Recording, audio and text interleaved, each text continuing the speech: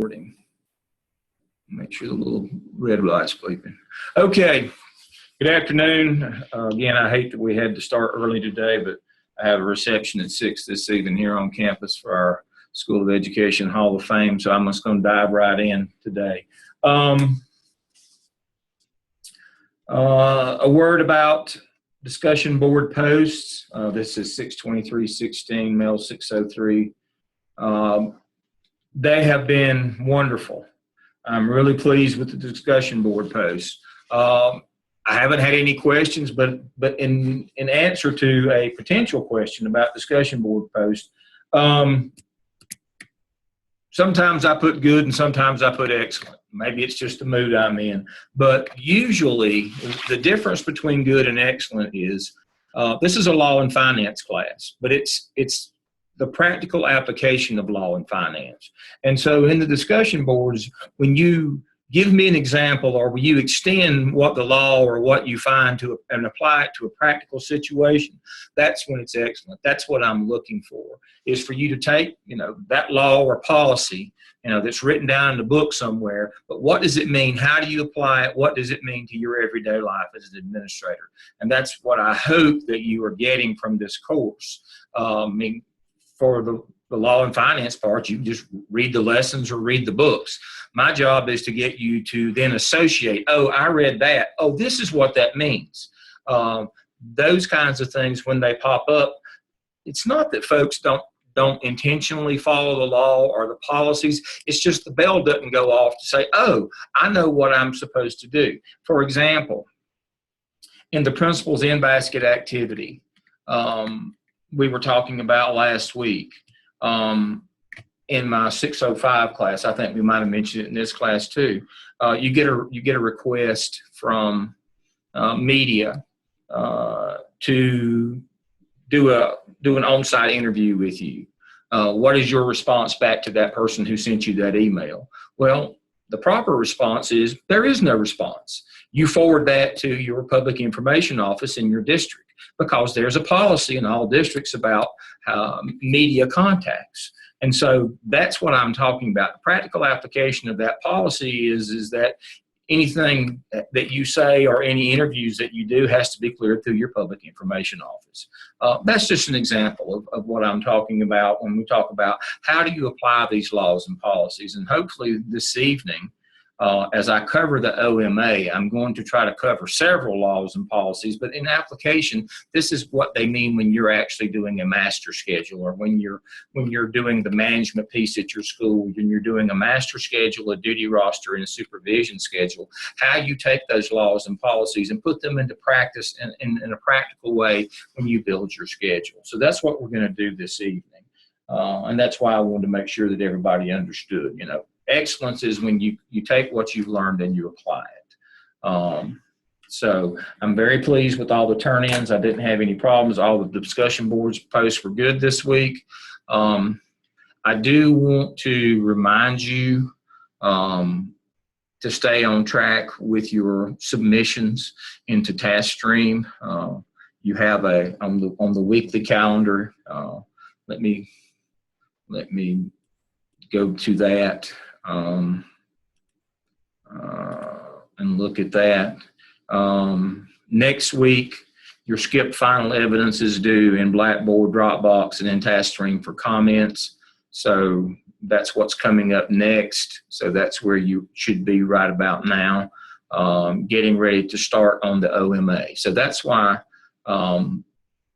hopefully after next week or sometime during next week or the week that you have off, that you will start beginning to work on your OMA. So that's why I want to cover it this evening. So to that end, I want to introduce first legal requirements for planning instructional time calendar. This is from the General Assembly, and it says that this is the law, and then we'll talk about how we apply this practically. Full-time classroom teachers should be provided duty-free instructional planning period and duty-free lunch period 5 hours each week.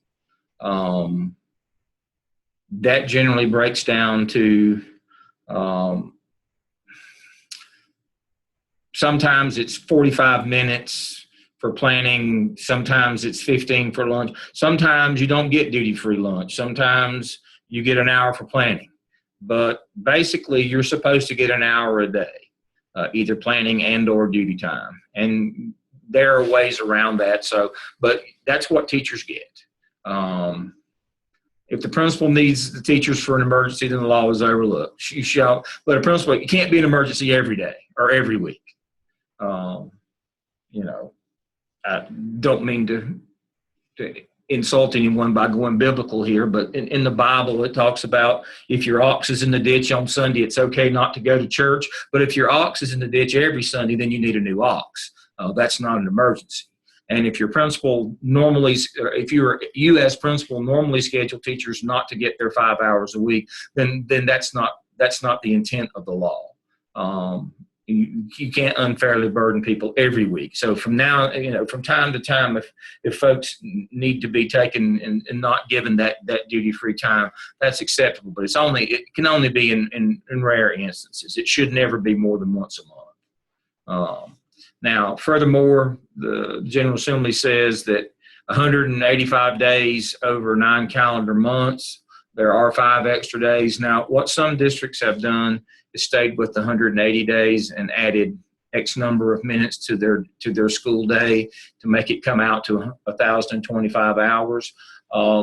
There was a couple of districts who went down to 160 days and were doing an extra hour every day. I think the state has now declined that waiver. I know Wilkes County did that a few years back, and it was for budgetary reasons so that they could close school a month early and save money. But I don't believe that the General Assembly is allowing that anymore. They are allowing you to cut back to 180 if you add, I think it's 5 or 10 minutes a day.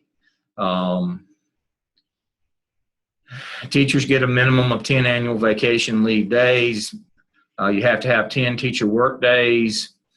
A local board designates when instructional days occurs. So it is up to the local. There's usually a calendar committee in every district that sets the calendar in terms of when the work days are, when the holidays are, how that works.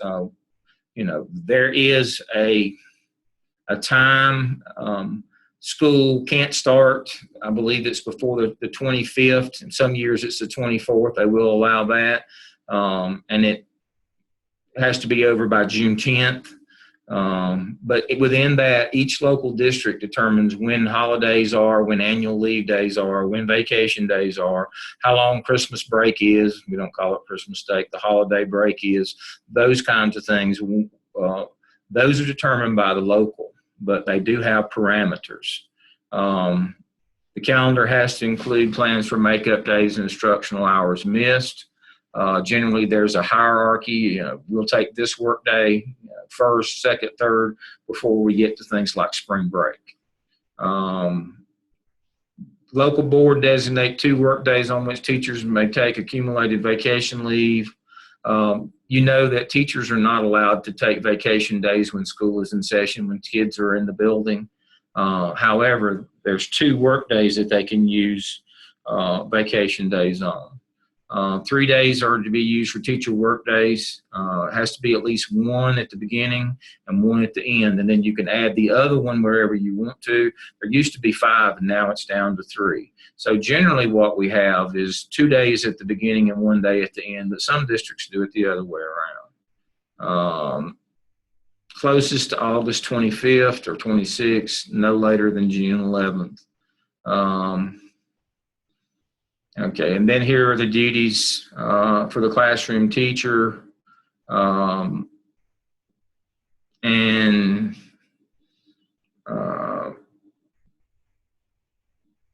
Elementary, middle, and high school principals have responsibilities requiring going public and supervise teachers and staff, observe and monitor teachers, help teachers improve their teaching skills.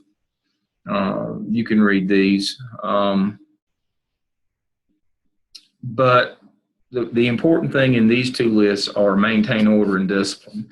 Out of that comes the legal background for duty roster and supervision schedule. Now, to be clear, a duty roster is when a principal assigns teachers supervision duties during the day, like in the cafeteria, like in the hallway, like on the bus lot, the car rider lot. This is the legal basis for how they can require you to do those extra duties, because General Statute 115C307 says the duties is to maintain order and discipline.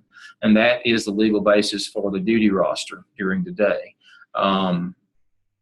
It also is the legal basis for the supervision schedule. Now, a supervision schedule is after school activities that have to be supervised. Remember, the duty roster is during the day, and the supervision schedule is after normal school hours. But that means you've got to supervise afternoon activities, evening activities, ball games, those kinds of things. And that's the legal basis for those.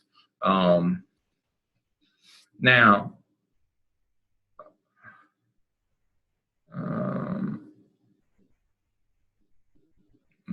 ensure school facilities are safe for students and staff. That was what we covered with the assessment inventory a couple of weeks ago.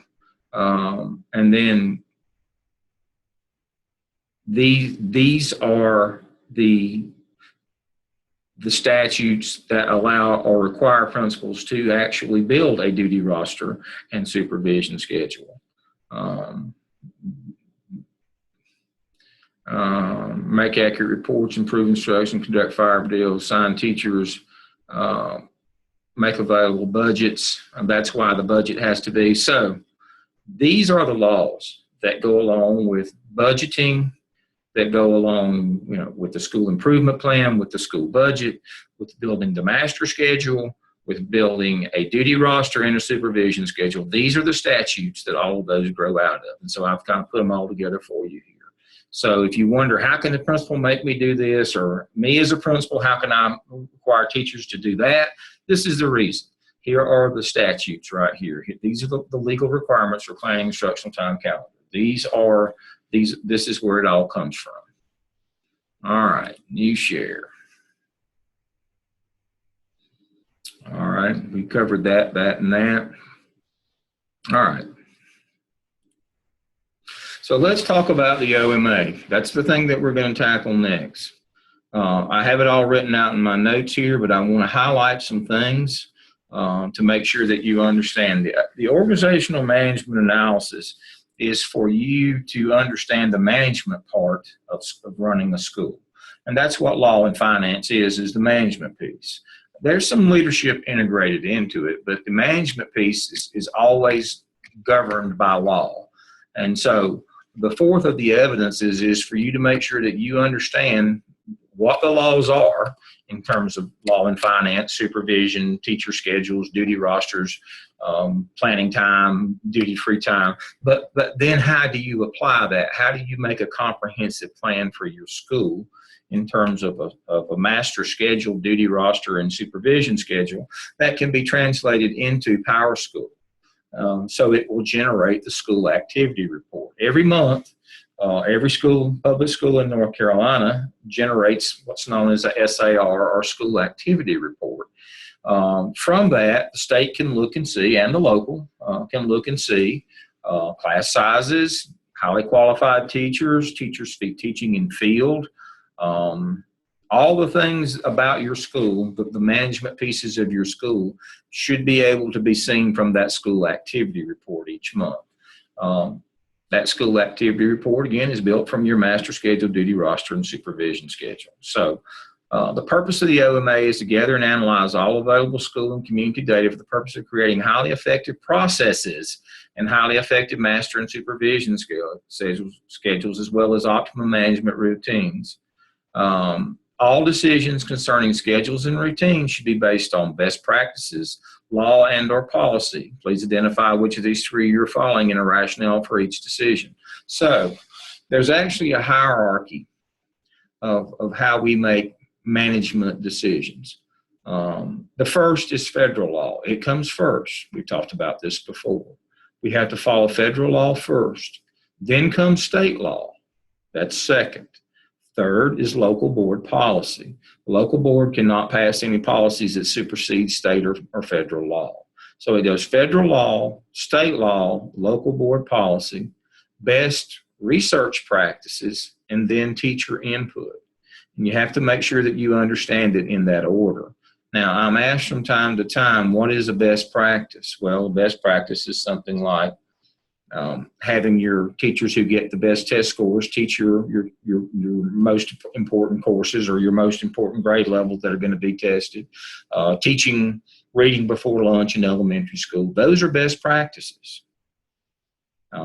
If we have teachers that tend to get better test scores, they should be in grade 3, not in grade 2 in elementary school. Those are best practices that are based on data. So that's what we're doing. So let's look at component A. In component A, basically you tell us everything about your school, internal and external. You tell us about your community. On the external, you tell us about your community, your medium income, median education, the kind of the history of your community that your school is based in. If you're a magnet school, you tell us that, our kids don't come from the community. They come from all over the district or the region or wherever they come from. Put your school in context. And then the second part is the internal. Now, the internal, we want to know everything. We'd like to see a copy of your master schedule. We'd like to see your duty roster and supervision schedule, or you can attach a faculty handbook if they're found in those. You can attach that separately. We want to see your test scores. We want to see your teachers, highly qualified. Everything that's on the old state report card. We want to see your attendance, your out-of-school suspensions, your acts of crime and violence. All of those kinds of things will factor into your master schedule, supervision schedule, and duty rosters. We want to make sure that you understand. If you're the kind of school that has the kind of community and kind of clientele that generates a lot of acts of crime and violence or a lot of out-of-school suspension, we should see a pretty involved supervision schedule or after school, and we should see a pretty involved duty roster during the day where everybody's on duty all the time. So those are the kinds of things that we want to see in component A, is everything about your school, even your EVOS report, your overall EVOS report about how your school is doing growth-wise. And so here's what the state says is that an accomplished rating would be. Analysis of the school context, internal and external. Demographics, just what I was just telling you. Describes the school organization and management routines. Is what we just talked about. Include those schedules with, or those, the duty roster and the supervision schedule, all those things. Now, in Part B, instructional capacity building, this is generally what you did in the APTEL, where you led a group of teachers to improve their instruction. So in the APTEL, the second of the evidence is if you did staff development, especially in somebody like Marzano, which is common in the APTEL, where teachers teach other teachers, you just have to pretty much do a copy and paste from that, but tell us your leadership role in presenting that staff development. But again, it has to be staff development it can't be staff development for discipline. It has to be staff development for instructional improvement. And you have to highlight what you did to make sure. The second part, analysis, is recruiting, hiring, retention of teachers.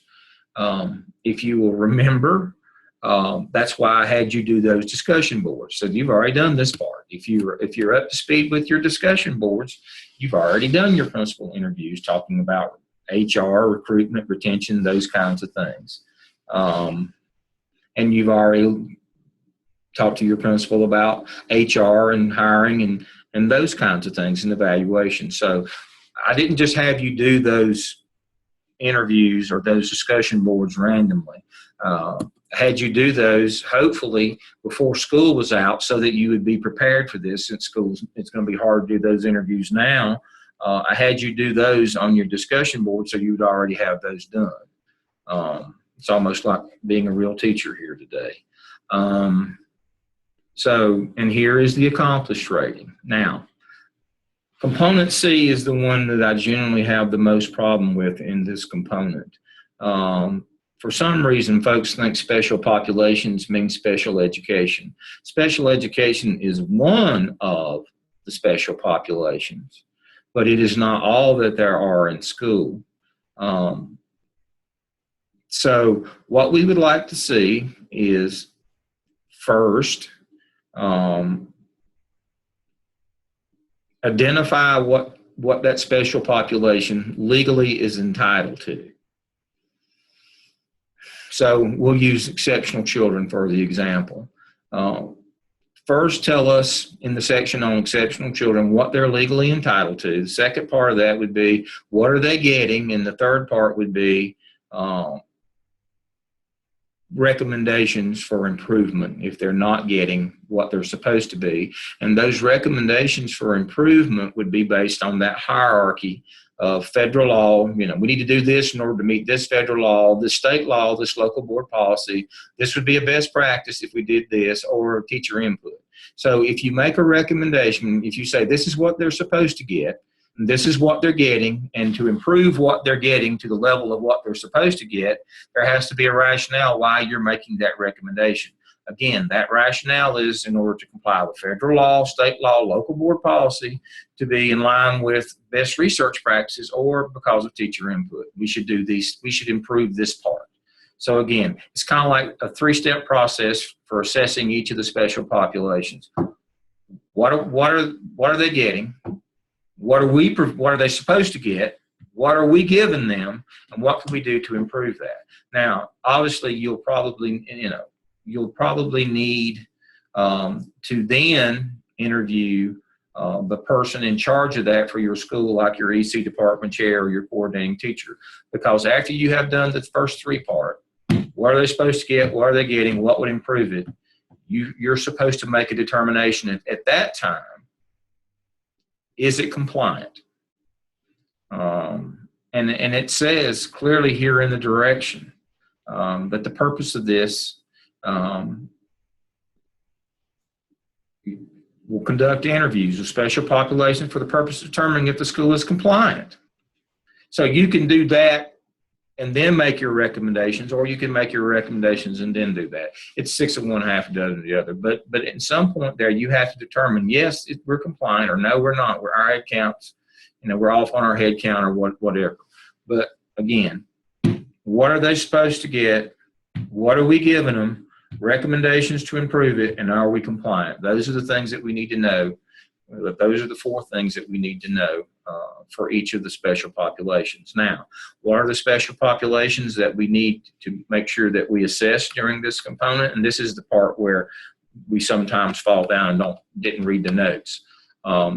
Yes, do EC 504, but also do your non-English speaking population, whether you refer to them as ELP or LEP or ESA or ELP or ESL.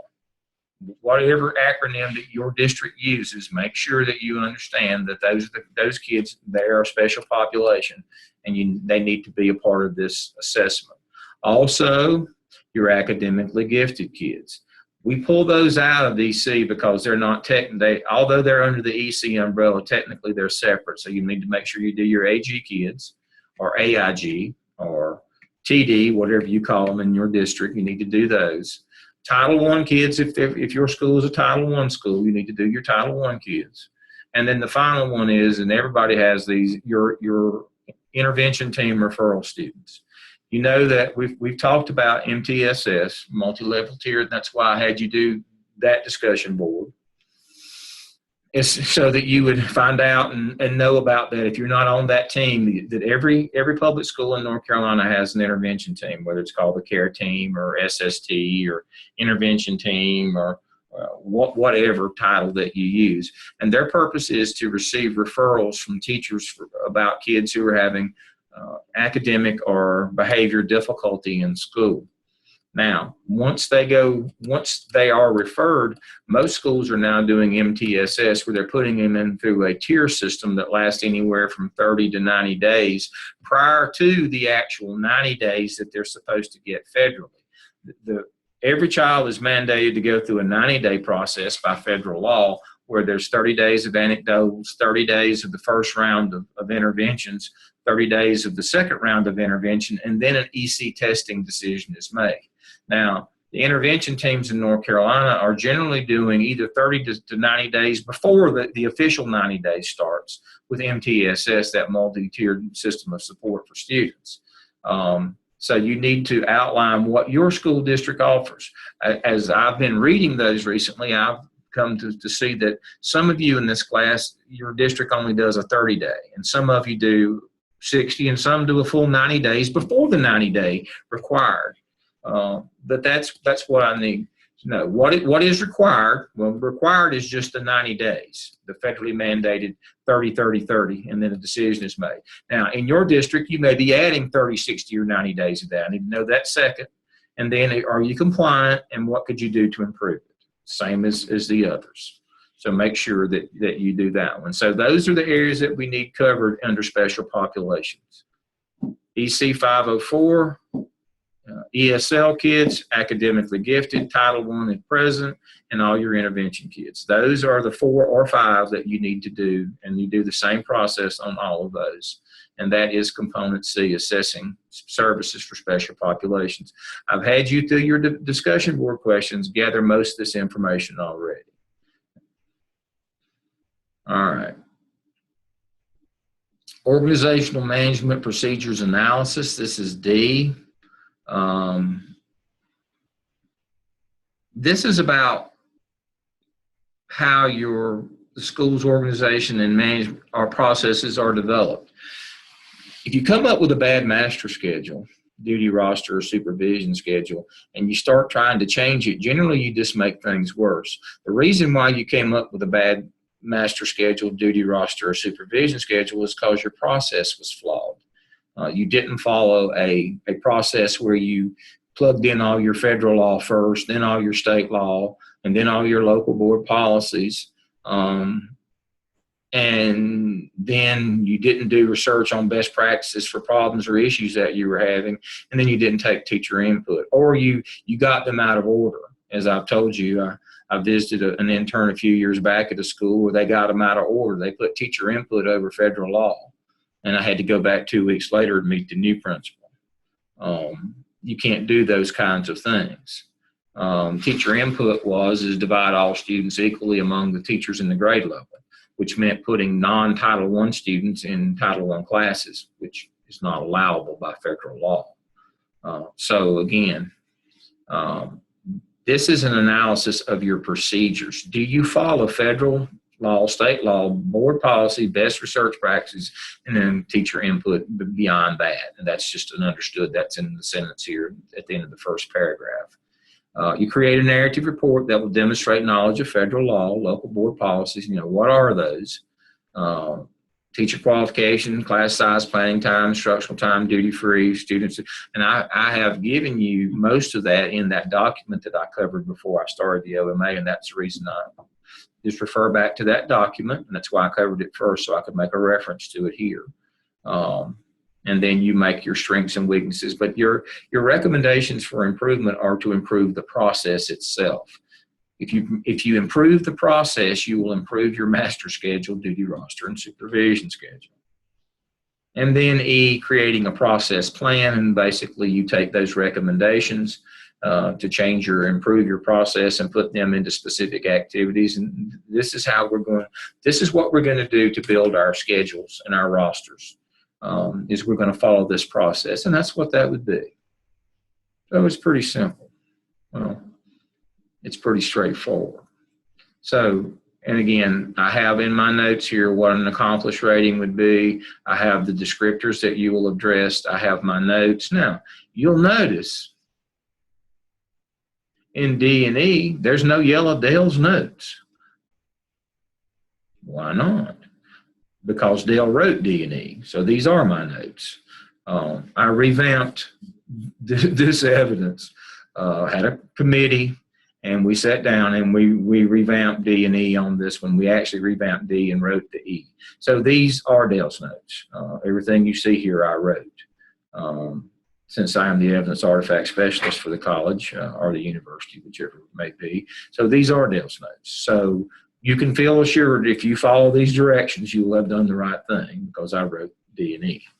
Prior to that, I just took other people's work and wrote notes on it, or collaborative work that I and other folks did. But, sometimes you just have to take the bull by the horns and kind of shortcut the process. D&E, we didn't have an E, and D wasn't working. So if it's broke, fix it. And that's what we did here. So OMA is pretty straightforward. It is a data dump. I won't pull your leg. There's a lot of stuff that's got to go in there, especially in A. Now B's not too bad because you've already done most of it in the AppTel, but A is a data dump. You are going to have to put a lot of stuff in A, but it's just copy and paste kind of stuff. It's just finding it. You can go to your state report card and get most of it, and your SACS report. All the external stuff for your community, all that stuff is available, by the way, in the SACS report. It's out there. And so I think I probably even have it right here written in here that, most of it, the school external will include community census data, advanced SACS, advanced ed, all that stuff is there. If you'll read this, it'll tell you where to go to pull all this stuff. You just got to physically go and pull it all, put it together. And then I've got a couple notes here. This one reminds you that you've probably already done this in component B. You've already led a staff development. You did it in the AppTel. If you did Marzano, so it's just there. Again, the other two parts of component B, I had you do these as discussion boards, so you should have that stuff laying around. Special populations, please remember there's more than EC, and I have right here, I have it written out for you right here. An example to be assessed are intervention students, EC 504, ESL, academically gifted, Title I. I have it written down for you right there. And then D is assessing what you've got, and E is creating a new process plan of how you're going to do your duty rosters, master schedule, and supervision schedule. So that's the OMA. It's fairly straightforward. It is all about management. It is about data. Hopefully it makes sense for you. And again, I am going, hopefully under task stream tools, I think I put spring. I'm gonna upload the fall 15 notes on. I'll make sure that they're under task stream tools, and I'm going to put them under Zoom session 6 too. I think I have the spring notes. If they're the fall notes, that's fine, but I'm going to make sure that they're there. But you will be able to find these notes either under Zoom session 6 or they'll be both there and under task stream tools. You'll be able to find these notes to guide you through the OMA. All right.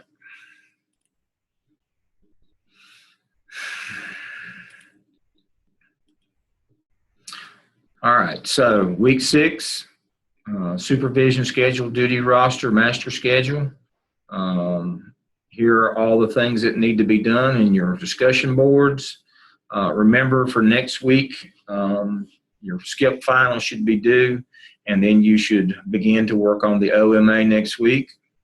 You should have already, last week or in this week, you start the OMA, but there should be something, in the week after the holidays, we should begin to see those components showing up in discussion board, assignment Dropbox, and Blackboard, and for comments in task stream. So you got a couple weeks here, and you're going to have a week off after next week. All right. So I think that's about all I have for you today. I went kind of fast, but I don't want to waste your time with just boring stuff. I've got some time for questions now. I see Rebecca has joined me and Kristen. You both have your microphones off, but if you have any questions, just let me know now, and I can answer any questions that you have. I just want to clarify what is due tomorrow. So tomorrow we have A and B for the OMA that are due, and then our discussion board as far as the school systems team. again, go back to share a screen and go back. Let's look at that. That's a good question. All right, so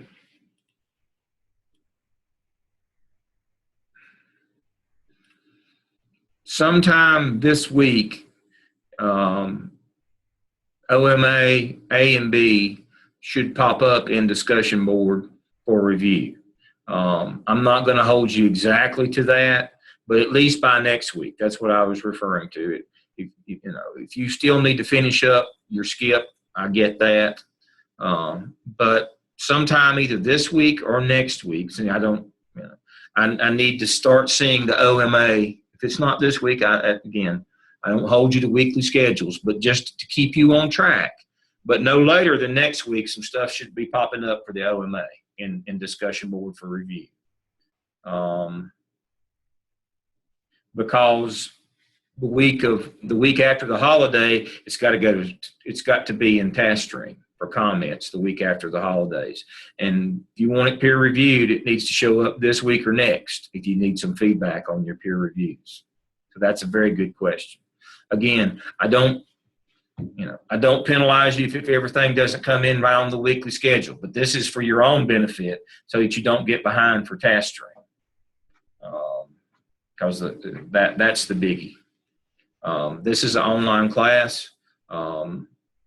You're adults. I know life comes and goes, job requirements come and go, and some weeks you're busier than others, but this is the outline kind of suggestion, and there's usually a method to the madness. But again, if you don't get it in this week, Kristen, that's okay. But for your own benefit, you ought to try to have it in by next week so you kind of stay on schedule. But that's a great question for me to reiterate again that I don't have an hour or day deadline on anything. You're adults, you know your schedules better than I do. But an excellent question. All right. All right, Rebecca, you have anything for the good of the group before I sign off today? All right. I will see y'all. You can see I've got my necktie on. I've actually got a suit on today. I'm going to have to go to work for real today. So I'm going to go ahead and sign off and get this thing processed and get it up on the board on YouTube. And I will see y'all next week at regular time, thank goodness. Okay, thank you. Thank you. Thank you.